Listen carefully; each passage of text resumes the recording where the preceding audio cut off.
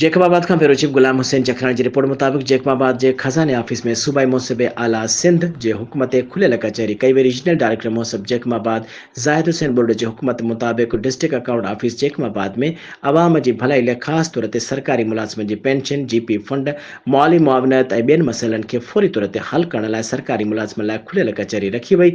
सरकारी ऐं रिटायर मुलाज़िमनि पारां शिकायतुनि जा अंबार लगाए छॾिया। ख़बर मूजिबि हिक सवाल जे जवाब में रीजनल डायरेक्टर मोहसिब जैकबाबाद जाहिद हुसैन बुर्ड चयो त एडिशनल अकाउंट ऑफिसर खे कश्मीर कंथकोट ऐं जैकबाबाद जूं चार्जूं आहिनि, जंहिं करे मुलाज़िमनि खे तकलीफ़ थिए थी। असीं आला ऑफिसरनि खे लिखत में ॾिनो आहे। सरकारी ऐं रिटायर्ड मुलाज़िमनि जा जाइज़ बिल पेंशन जे जीपी फंड जा मसइला हल कया वञनि। हुन चयो त एजेंट माफ़िया जूं शिकायतूं मिलनि पियूं। जेकॾहिं कंहिंखे बि एजेंट बाबति का मालूमात आहे त असांखे लिखत में ॾियनि, उन्हनि ख़िलाफ़ कार्रवाई कई वेंदी। हुन एडिशनल अकाउंट ऑफिसर खे हिदायत कई त रिटायर मुलाज़िमनि जा जाइज़ कम फ़ौरन कया वञनि।